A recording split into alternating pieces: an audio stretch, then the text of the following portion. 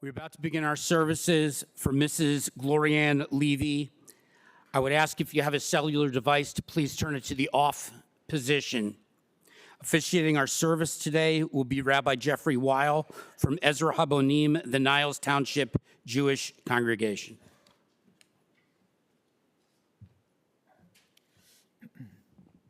We'll begin with the ritual, the rite of Kriya, the tearing of the ribbon or of a garment. In the Bible, when something very sad would happen or something shocking, our biblical forebears would do that act of Kriya, tearing.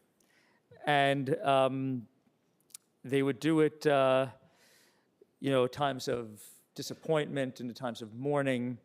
And they would also raise their voices in the biblical idiom. They'd raise their voices and they would cry, their kolot, their voices. And so this is a time for tearing and for tearing, of course, as well, for we are so sad with the loss from our lives, and we all know how much she meant to us and all the various aspects of our relationships with her, of Gloriann Levy. So Burt, John, and Dan, I ask you to rise as the formal mourners, and we will recite the blessing together. The blessing, which they'll recite in a moment, acknowledges God as the Dayan Ha'emet, the judge of truth. So Dan.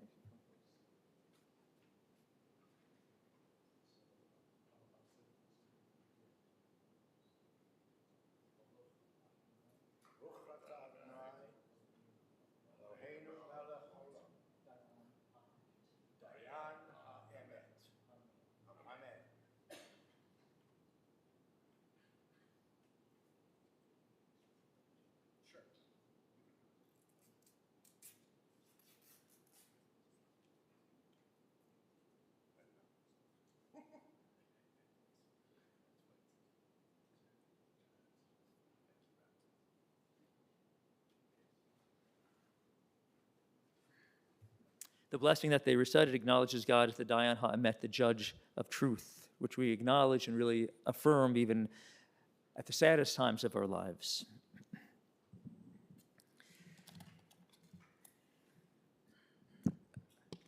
Ashrei ha'ish asher lo halach be'atzat risha'im uvederech chata'im lo amad u'moshav leitzim lo yashav ki im b'torat Adonai chefetzo u'v'torto yehegeh yomam v'layla. These are verses from the first Psalm, and they apply. Happy is the one who has not followed the counsel of the wicked, or taken the path of sinners, or joined the company of the insolent. Rather, Torat Adonai, the teaching of the Lord, the Torah, is that person's delight, studying that teaching throughout one's life. Those who are yoked to that teaching and live in that way are like a tree planted by streams of water.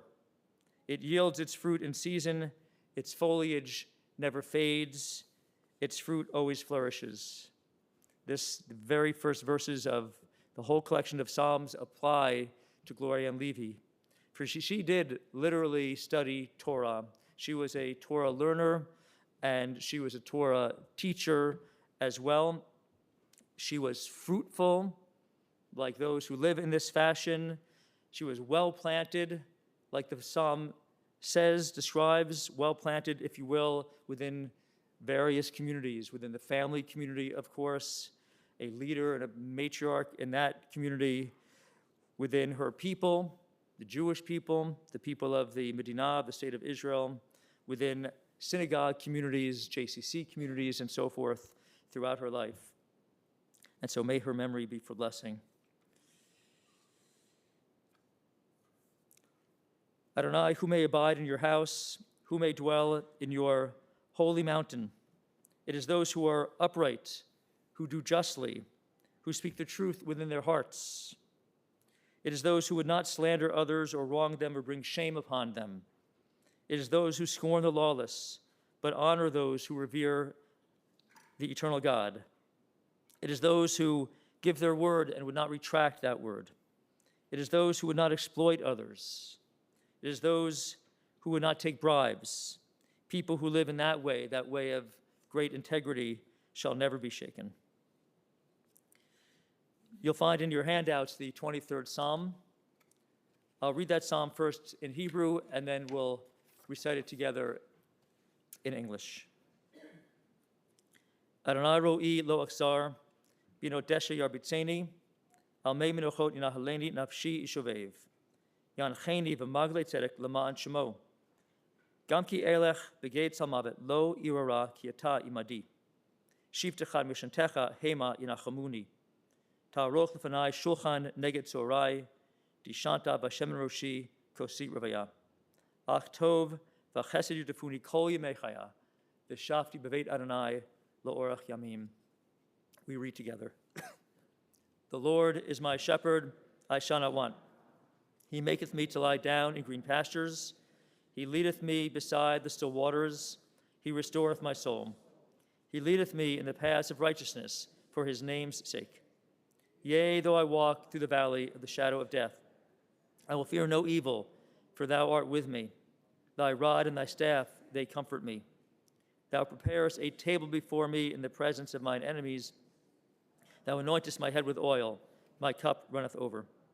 Surely goodness and mercy shall follow me all the days of my life, and I will dwell in the house of the Lord forever.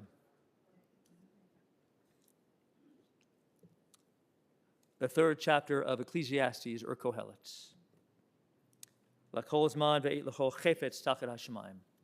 For everything there is a season, a time for every purpose under heaven, a time to be born and a time to die, a time to plant and a time to uproot that which is planted, a time to tear down, a time to build up, a time to weep, a time to laugh, a time to grieve and a time to dance, a time to throw stones and a time to gather stones together, a time to embrace and a time when we must refrain from our precious embraces, a time to seek and a time to lose, a time to keep, a time to discard, a time to tear, a time to sow, a time for silence and a time for speaking. So we have torn the Kriya ribbons as an act of mourning, and as an act of tribute, this is a time to speak as well. In this week's Torah portion, the most prominent line is towards the very beginning, V'asuli mikdash v'shachanti b'tocham, and they shall build me a mikdash, a tabernacle, and I will dwell among them. This is God, is the me here, and the I, and the them are the Israelite people. And there's no doubt, there's simply no doubt, that Gloriann Levy was familiar with this most powerful verse in this week's Torah portion, Truma. For she knew Torah, as I mentioned, and she was a teacher of Torah, and that is an important line. For with that verse, when God said that he'll build me a mikdash, a sanctuary, a holy place, mikdash, and I will dwell among them, with that assurance, the Israelites knew that God would accompany them through their sojourn, their decades through the wilderness between Egypt and the Promised Land.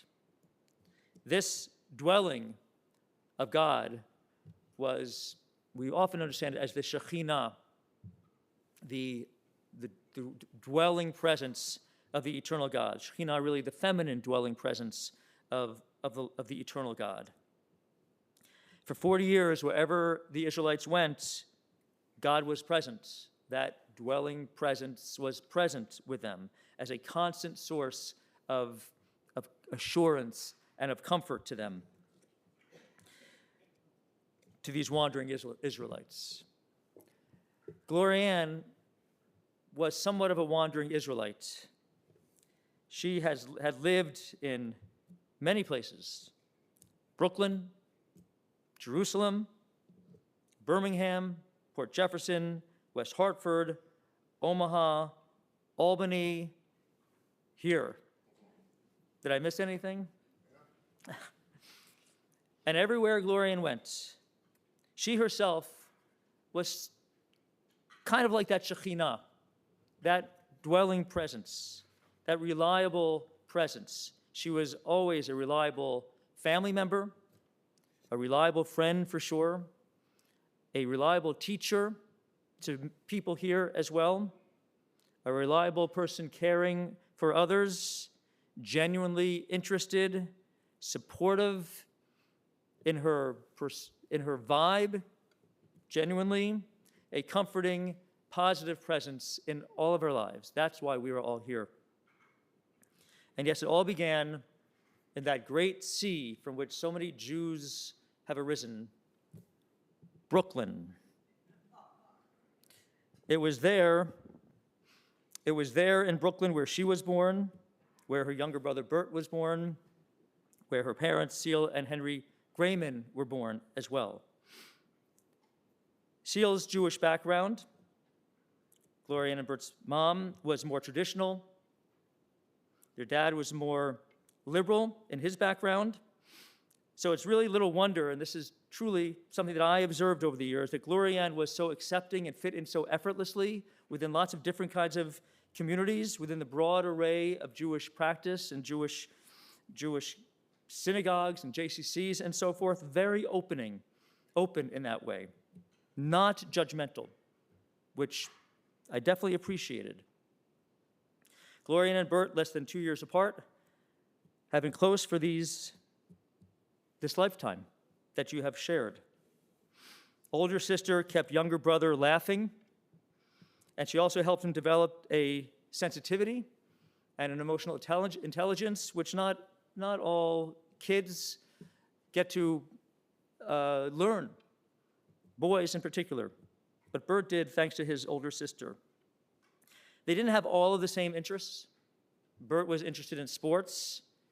Gloriann was not so interested in sports. For her, endurance was measured by the length of telephone conversations. The family was oriented around the Jewish world, and Gloriann became early a deeply committed Zionist. Many American Jews came to Zionism, got sort of turned on to Zionism in 1967 with a Six-Day War. Gloriann's Zionist stirrings arose earlier than that. While still a student at Abraham Lincoln High School, she became president of Young Judea, I think just 15 years old, Young Judea of Brooklyn. And there's a lot of Jewish kids in Brooklyn, and that's very impressive. I would say for a 15, 16-year-old and for a girl at that time, it's quite an accomplishment. She was also involved in National Young Judea. So that, the child is parent to the adult, and that's very much the case in Gloriann's life. You see that. After she graduated from high school, she moved to Israel, enrolled at Hebrew University, studying history. Burt followed a few years later. And on Fridays, them both living there, they would enjoy Shabbat dinners at Gloriann's place with friends, and that just sounds like really great times to have had together, among many. Gloriann, after graduating, remained in Israel. She taught English, and she met a man, Mark Levy. Mark Levy, who had received his BA from the joint program, the Jewish Theological Seminary and Columbia University. And they were kindred spirits, for sure. Young American Jews, devoted to Jewish tradition, committed to the Jewish state. After a couple of years, they returned to the States. Gloriann went on to study for a master's at NYU, New York University. Mark eventually entered the field of Jewish education. He creatively used ventriloquism as a teaching tool. This was even the topic of his academic thesis. And so they launched their careers, their dual careers in the Jewish world. Gloriann spent most of her career at JCCs and also doing Jewish education as well, as a Jewish educator. And Mark was, of course, a Jewish educator. So they launched their careers, and they also launched their family with the happy arrival of their sons, John and Dan. And their peripatetic, moving around family life began. They moved, as I alluded to earlier, a lot, place to place. This was challenging for sure for John and Dan, and it could not have been easy for Gloriann and Mark either. But the four of them knew that wherever they went, wherever they planted themselves, as unsettling as that might be, especially in the beginning, they had a solid bedrock of support, and that was each other. Gloriann, as a mom, was involved busy, loving to John and Dan. This non-sports fan learned everything she needed to learn about sports when her sons took to field and courts. And Gloriann, of the two, of her and Mark, she was the more, I guess you might say, the more practical parent, the manager, the organizer, insisting that things run on time. At Cedar, she would insist that everything be placed on the table, on the Cedar table on schedule. Mark was happy to linger over the words and keep on talking, extending the length of the Passover rite. Gloriann was, this is not, of course, to say that Gloriann didn't love to talk. She did, and she was good at it. And she also, as we know, was not just a talker for sure. She was an excellent listener. Really, she was just a very skilled and genuinely interested conversationalist. She had a talent for absorbing the details of our lives, including of the lives of John and Dan's friends. She knew what was going on with your friends' families, where people were from, who was doing what, and so forth. I mean, she exhibited that in our lives too. Whenever I would see her, my wife Julie and I would see her, and that we had lunch with her and Idell Peaceman just a few weeks ago at Park Plaza, another community in which she really embedded herself. She always knew, she knew everyone's name. She knew where they had been studying, what they were up to. Years ago, when John and Dan, I believe, were still teenagers, their dad became ill. Mark became ill, and Gloriann managed it. She managed it all. She guided her sons, and she continued to work, and she took care of her husband as well. And her mom, Seal, at this point, was also very available and helpful to the family and to her daughter. But as time went on and Seal entered her 90s and late 90s, Gloriann managed her care as well. It's really amazing. And Seal and Gloriann, it's interesting, these are two very strong-willed women, mother and daughter. And they had developed a beautifully close relationship. And Gloriann was like that. She always wanted to improve her relationships by monitoring how she herself was responding to past family dynamics and so forth, by trying not to fall into old patterns and so on. And that's really impressive, to take one's own personal development seriously, to take our own relationships so seriously that we're willing to work on ourselves. Doing so is an expression of love, and Gloriann did that. In any event, the early months of 2005 were very monumental and sad and painful for this family. Mark died in January. Seal died just less than 2 months later, in March. For a few years after that dark season, Gloriann remained in Albany, but both of her sons had already migrated here to Chicago for school. And so Gloriann, of course, knew that this was the place to be. And she retired. She was 65 years old, and here she came. And this began really, her move here began really quite an incredible final stage of life for Gloriann Levy. She found her way to our congregation, Ezra Habanim, the Niles Township Jewish congregation, and many of our fellow congregants are here, and we are so glad that she came here and became enmeshed in our community, deeply involved in sisterhood, deeply involved in Hadassah, a regular at Shabbat services, part of the family, and a teacher as well. She taught adult Hebrew classes to fellow congregants. As one of her students reached out to me just a couple of days ago, was in that adult Hebrew class, and she texted me about Gloriann. I absolutely loved her. She was a talented teacher, and she was talented, a teacher in many ways, around a table teaching Hebrew, and also offering divrei Torah, the lessons of, like Torah lessons, many teachings. And she did that recently at one of the last one, or one of a very recent sisterhood luncheon. She offered a Devar Torah, and it was just, as usual, just right on. It was just a great little teaching. And as she was going back to her chair after that teaching, I said Yesher Koch was a really good teaching. Yesher Koch means strength in this path. You did a very good job, Gloriann. And she said something dismissive like, Oh, you're always so complimentary. But it was true. It really was. Her years here in Chicagoland were also blessed by her proximity to the family, of course, to John and Erin, Dan and Jill, and Brooklyn and Hudson and DJ. She was a wonderful Grandma Levy and Savta. She was the babysitter of choice, happily shifting with the kids' interests from makeup to wrestling and more. Did you actually wrestle with your grandmother? Is that the idea? And also just getting into conversations, her specialty. It's precious time. How lucky you all have been. For years, her mom, Seal, was the family matriarch. Her daughter, Gloriann, filled that role after Seal died. Truly a natural matriarch. One interesting thing about Gloriann that I did not really know until we talked a couple days ago is that she was really eager to get rid of things. Her dad, her husband, Mark, your dad, kept things. Gloriann gave away or discarded things. Get rid of the clutter.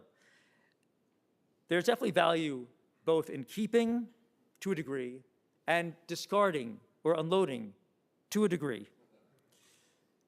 And this, friends, is sadly a moment of both holding on and of letting go.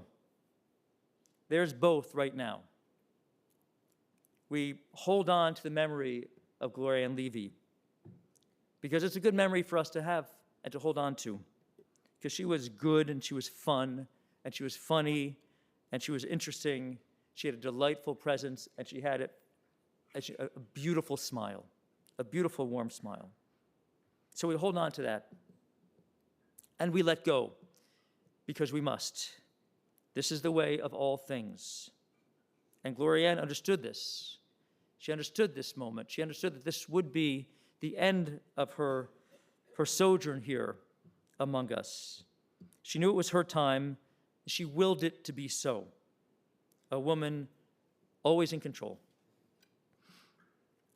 At this moment of letting go, may we yet hold on to cherish memories of all the great good in her life. The way she taught us, the way she guided us, the way she cared, the way she loved. Zichrona livracha, her memory always for blessing. Amen. It's my honor now to call forward friends and family to share words about Gloriann. First, our co-president of Sisterhood, along with Judy Frank, calling forward Diane Rosenfeld. Thank you, Diane.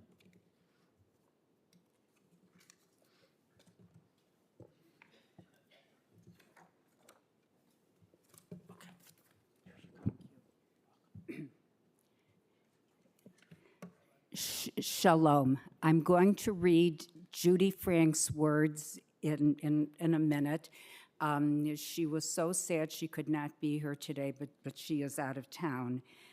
But I think her words reflect what many of us from Hadassah, from North Boundary, and also from EHNTJC and our sisterhood feel.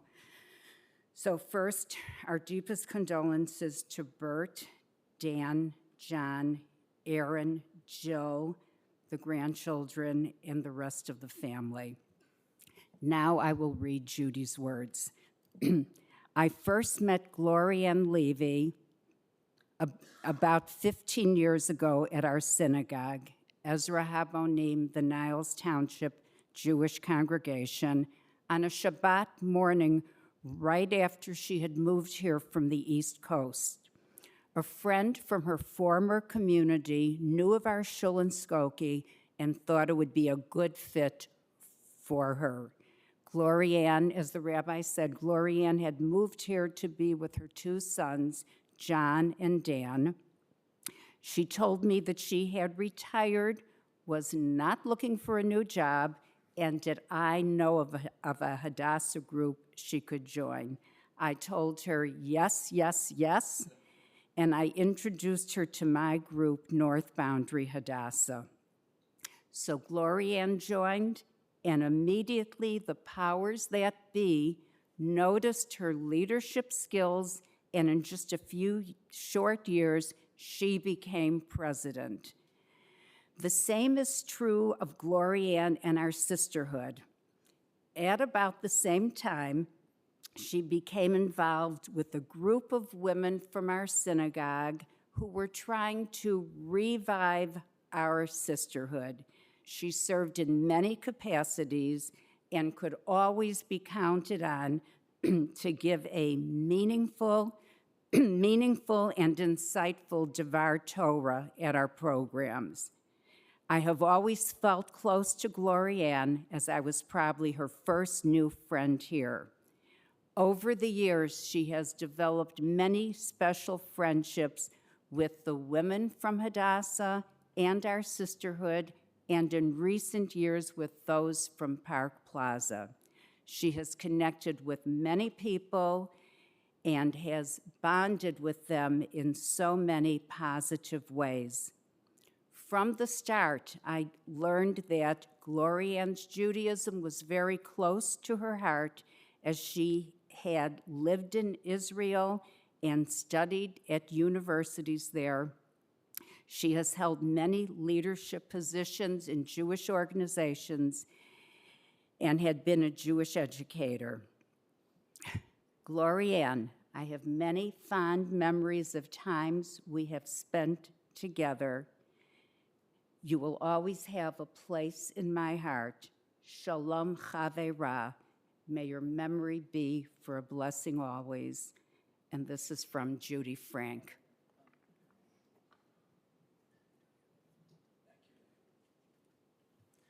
Thank you so much to Diane Rosenfeld and to Judy Frank on behalf of Sisterhood, Hadassah, our congregation, and so forth. Thank you.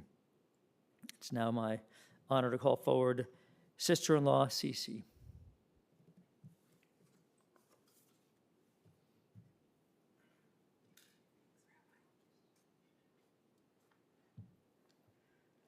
Yeah, my name is Cece, and for the last 35 years, I've had the pleasure of calling Gloriann sister-in-law. The only thing bigger than Gloriann's smile was her heart. She managed to collect family anywhere she went, all the places that the Rabbi mentioned, and finally ending up here with all the wonderful people in Chicagoland. She had families at the shul, at Hadassah, at Sisterhood, at Park Plaza, the Park Plaza family, the team at Park Plaza, the other residents. They all made her feel welcome, and she did the same to others, because that's the way she was. In addition to having this great big heart, she had drive. She wasn't going to let anything stop or hurt her family. So when Mark became ill with leukemia, it was Gloriann who found ways of making him healthy, at least for a while. And so they moved to Omaha. They went to Nebraska, where they were doing something. It was pretty experimental at the time, but Mark went through it. And instead of the 2 years that the doctor had given them, he had 12. So it was amazing. Amongst her fondest families, in addition to you all, was the Sisterhood and Hadassah and her shul. But her time with the Sisterhood goes way back. And we were cleaning up. We were getting things. We were sorting out the apartment as you do when someone passes and you want to make sure that things are used and they go to the right spots. So all of us were driving through trying to pick up things and figure out where they should go. And this was left behind. So this morning at about 6 o'clock, I got up and I saw this. And I thought, oh, this is sweet. It's a Holy Scriptures, Gloriann Grayman. And I thought, oh, maybe there's an inscription. Sure enough, it said October 26, 1956. Which would have been the time of, did she have a bat mitzvah? She did, she had a bat mitzvah. Okay, need I ask. And it says, Dear Gloriann, The Sisterhood of the Borough Park Progressive Synagogue takes pleasure in presenting this Bible to you with our very best wishes. Lots of naches to you and your family, Ethel Schwam, President of Sisterhood. What a precious thing. So we'll keep this, because this is a keeper. And we will understand that Gloriann's drive brought her home. When she was in the hospital and her body was giving out, but not her brain, she said, this is the end. So she said goodbye. Burt was there, the boys were there. Everybody got to say, Mom, you were terrific. And she was.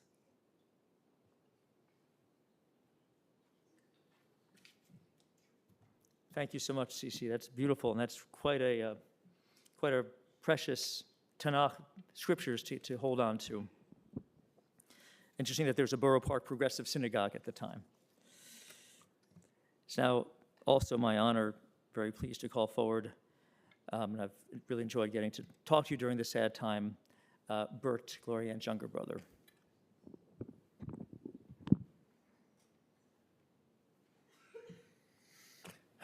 I remember when my mother passed away, and she was 99, and the one thing that we felt was, what a celebration of a life so well lived.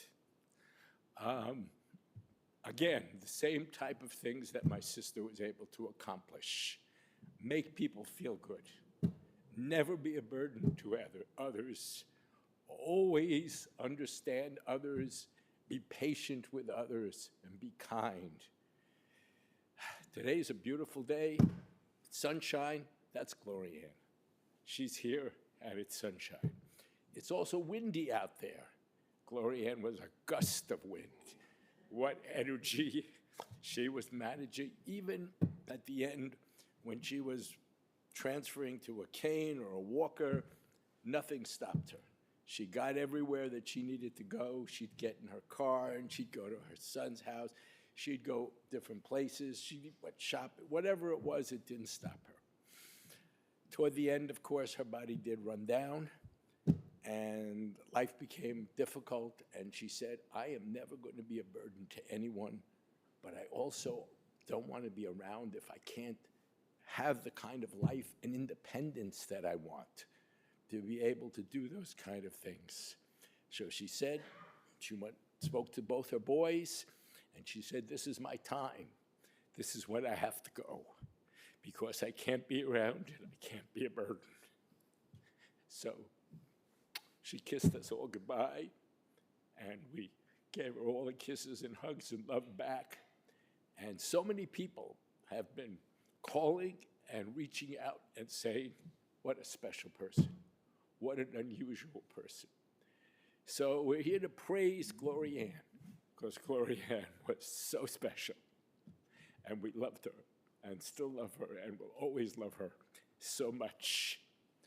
And we thank the rabbi for really understanding who Gloriann was.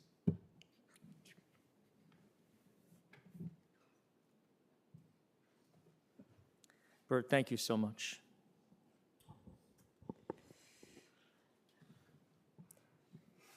Her son, Dan. Thank you, Dan. Do you want to be last? So rock, paper, scissors, I lost. You'll have to excuse me. I'm not much of a speaker. It is sad that she is gone, but she was funny. She would not want the crying. She wouldn't want the tears. I mean, my mom would tell stories and leave out little details and put just enough to let you know who she was. I mean, growing up, my brother, before I was born, her neighbor was Dr. Ruth. And my mom, they had conversations, and my mom told her that with that German accent, she'll never be famous. John and I wanted to be pro sports guys. She told me that Jews don't play the sports, we own it or we manage it or broadcast it.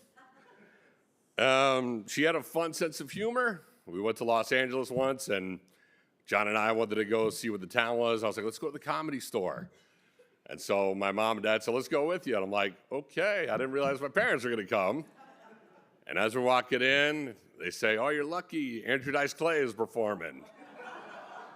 So we walk in there as a family, and I accidentally hit the table, and that guy let loose on my family, crushing all of us. And while my brother and I were like this, my mom was laughing the loudest.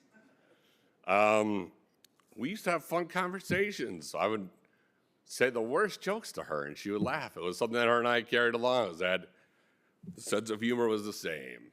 And we go to sushi, we would laugh at a time where she never really had it before, and we're eating as a family, and she started crying and grabbed my brother's arm, and we realized that she ate the entire wasabi all by herself.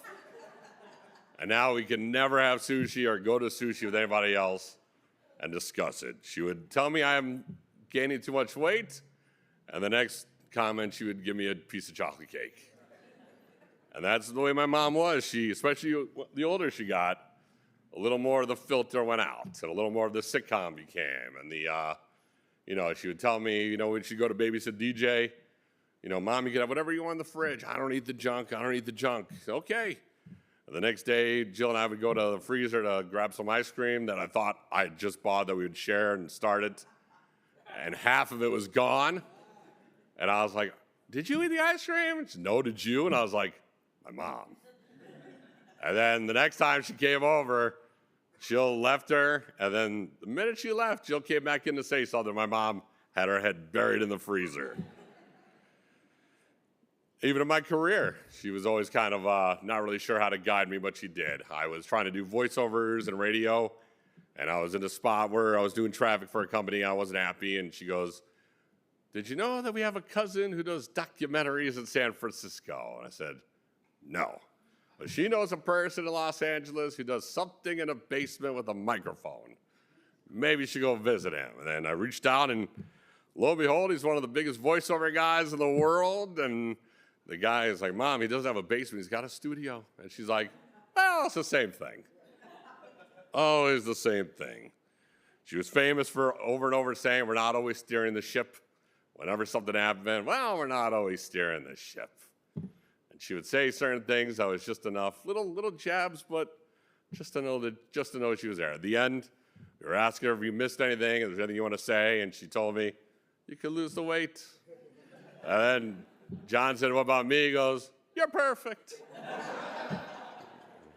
You're making this letting you go a little easier than I thought it was. But again, my mom, like I said, we're going to be crying about her, we're going to be laughing about her, the things she said over and over again. It's a shame she's not here to bring us all together, but she's here. So thank you guys all for coming. It means a lot to all of us. She would have loved to have been here, so thank you.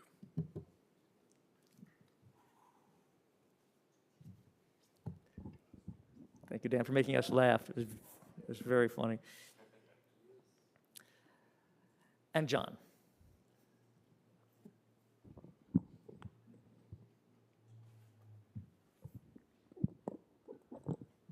All right, thank you. First of all, I don't think she said you're perfect. She said, I don't think she quite understood the question. I was just kind of like, you want to say something to me? And she said, you're a good dad. But then she did say that you are an equally great dad. So on a trip to DC, I decided to download an old movie I had not seen since I was a kid, E.T. And it occurred to me that there were some similarities. E.T. Came here and was stranded, but he connected. E.T. connected with all living things, the plants, the animals, people, and my mom had the same gift. She connected to everything. It didn't matter. I don't think we ever had a plant die in our house. My mom, every plant she got grew, green. Every animal that we ever owned, every pet, everyone's pet, every house we went to, the animals came to her, sat with her. The fish in the fish tank came to her side. The birds in Park Plaza came to her side. The people, of course, came to her. And the more time you spend with her, the more deeper the friendship got, until Each person, time after time, said, she's not a friend, she's my mom. She's a sister, she's an aunt, she's a grandma. Friend just didn't do it.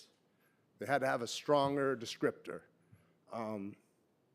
Everybody, even the custodian staff, the helpers, the cleaning ladies, the people that took money from her, the movie tickets, the waiters, the waitresses, every person felt a connection.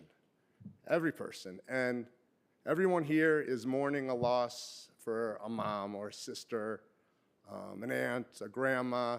Every person, the longer you spent, got more and more touched. And I think that a connection, when it's made spiritually, does not go down when you pass away. Right, Rabbi? Right. It's just the physical part that is missed, and it is definitely the one that's hurting me when I think about, birthdays and times, when she'd come over and make big deals over birthdays, big deals over lighting menorah candles. Those things have been lost, and they're tough. But there is still a connection spiritually, and I do hear the stories, and I'm glad Dan brought up the dice clay. That one is a favorite. Another favorite would definitely be, I coach football, and another coach on the staff was Coach Urbina. And after the game, my mom came up and said, "Oh, it's so nice to meet you. What's your name?" And he said, Coach Urbina, it's nice to meet you, Mrs. Levy. And she goes, please, call me Gloriann. It's my first name. What's your first name? And he says, "Oh, it's Israel." And she goes, "Good for you." And I'm like, "Ma, he's from Mexico, but okay. Yes, it may have been, but Israel definitely touched her heart. And then definitely DJ's baptism when my mom was walking around, nervously walking, and she said, "I'm nervous. They might figure out that I'm Jewish." And my wife goes, "Gloriann, everybody knows you're Jewish." And I'm like, "Who do you think you're fooling right now?" I mean, she's like, "Oy vey, you think they know?" And I'm like, "They know, Mom, they know." And then another great story I recalled was when she said, "Jonathan," she calls me, "are you sitting down right now?" And I said, Yes. She said, "Okay, I got a call from the cardiologist. Are you sitting?" I said, "Yes." And she said, "The cardiologist, the one near the place where she and Cynthia got married." "Yes, the DoubleTree." She never remembered the DoubleTree. She always, yes, right by there, the place where we had lunch with Brian and Kelly. "Yes, the Cheesecake Factory." "What did he say?" And she says, oh, the cardiologist said my heart is getting better. Can you believe it?" And I said, "Why did you just put me on that cliffhanger?" And she said, "Oh, I thought you'd be happier to hear." I said, No, I'm happy to hear, but maybe, here's a thought, you could try. I got a real good call from my cardiologist that my heart is doing better. That's nearby these places. And maybe not, make me almost, go to the bathroom in my pants here.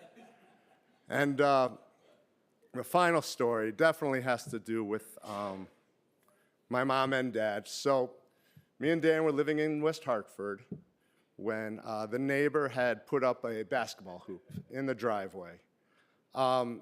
He had some college buddies over, and they decided to lower the hoop down to about 8 feet so they could dunk and have a dunk contest.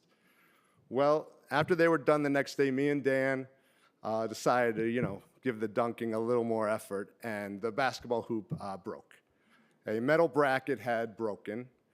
And back in those days, there was no Amazon, no Home Depot. You had to actually go out and search for this part, which took us days. Finally, at last, in another town, we found this little U-bracket metal piece that we brought home, all excited, except this day was the day that we were going to visit my grandma. So my mom had packed the car, and I think it was Rabbi that talked about she liked to be punctual with these things, so it was time to leave. But my dad saw me with the tool and came out with his socket wrench, and we went to put it back on. And my mom is like, "Okay, boys, it's time to go. And we're like, okay, we're just putting this little bracket on so the hoop can be fixed before we go. So we put the bracket, the metal piece on. I got the piece, and I start to tighten it when my dad starts to yell, Jonathan, you got to make it tight. And I'm like, okay. So I start to crank it. And my mom is yelling, it's time to go, boys. And then my dad's yelling tighter, and I'm tightening. And I'm pushing it, and I'm yelling back, it's tight. And he's yelling, tighter. And my mom is yelling, no. And I'm tightening and tightening, and he, tighter, tighter. And of course, breaks right there. And as I fall with the big no, my mom yells, okay, that was fun. I hear Dan laughing, and then I hear my dad going, yeah, that was tight enough. How you like that? My mom loved sweets. She loved chocolate. We always found the M&M stash to be gone after she left. She loved it. She loved expressions. She loved telling stories with sound effects. Yiddish words were worked in, Hebrew words.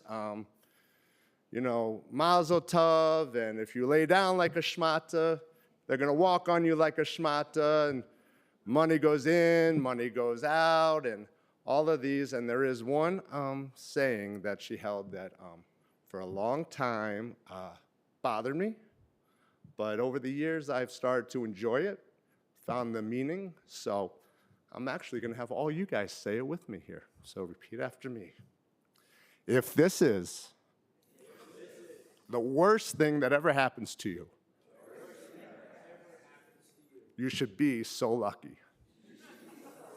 Amen.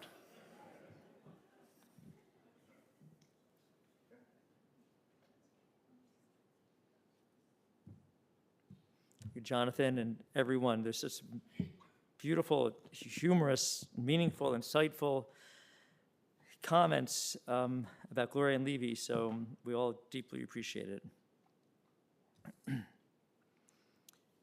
Leida hi reshit, uftira tachlit hachaim kamasahem. Birth is a beginning, death a destination, but life is a journey. Kahalicha, kitzmicha, a going and a growing, mishalav l'shalav, from stage to stage. And this life journey of Gloriann Levy has reached its destination.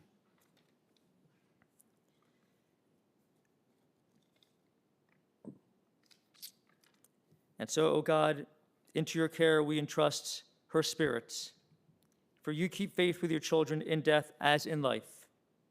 Sustain all of us, O God, that we may meet with serenity the mysteries that lie ahead for us, knowing that when we walk through the valley of the shadow of death, you, O God, will be with us as a loving friend in whom we put our total trust. You are the light of our lives and our hope in eternity. Please rise for the memorial prayer, the El Malei Rachamim, followed by Mourner's Kaddish.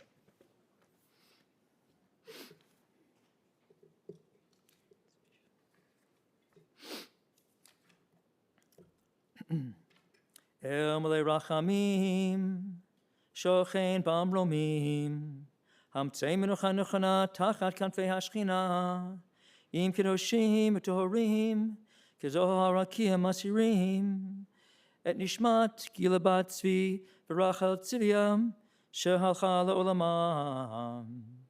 Baal HaRachamim Yasti Recha B'Seter Kanafav La'olamim, V'Yitzor B'Tzor HaChaim Et Nishmatam. Adonai hu nechalatam, v'tanua b'shalom, al mishkava, v'nomar. Amen. Compassionate God, eternal Spirit of the universe, grant perfect rest in your sheltering presence with the holy and the pure who shine like the light of the heavens, to Gloriann Levy, who has entered eternity. O God of mercy, let her find refuge in your Shekhinah, your eternal presence, and within the shadow of your wings. Let her soul be bound up in the bond of everlasting life. God is her inheritance. May she rest in peace, and we say, Amen. You'll find Mourner's Kaddish on our handouts. Yikadal v'yikadash Shemei Rabbah. Be'alma divra chirte be'amlich machute. B'chayechon uvyomechon ubchaye dechol Beit Yisrael. Ba'gala ubizman kari bimru. Amen. Yehi shmei rabba mevarach la'olam ulamei almayam. Yitbarach v'yishtabach v'yitpa'ar v'yitromam v'yitnaseh. V'yit adar v'yit ale v'yit halal shmei dekudasha barichu. Le'ela min kol birchata v'shirata. Tush birchata v'nechemata. Da'amiran be'alma v'imru. Amen. Yehi shlam araba min shmaya. V'chaim aleinu ve'al kol Yisrael v'imru. Amen. O se shalom b'mramav. Hu ya'aseh shalom. Aleinu ve'al kol Yisrael v'imru. Amen. Zichronah levarcha, her memory always for blessing. You may be seated.